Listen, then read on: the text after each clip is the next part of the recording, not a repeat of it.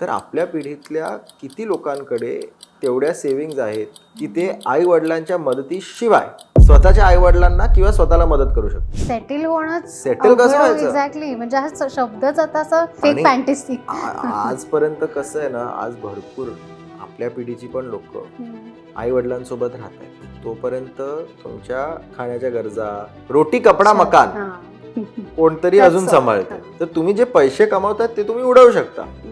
म्हणून आयफोनच्या सेल वाढतायत, परफ्यूमच्या सेल वाढतायत, घड्याळांच्या सेल वाढतायत, कपड्यांच्या सेल वाढतायत, पण तरुण लोकांच्या घरांच्या सेल कुठे वाढतायत? आपल्या पिढीतली लोक घर विकत घ्यायचा विचार पण करू शकत नाही.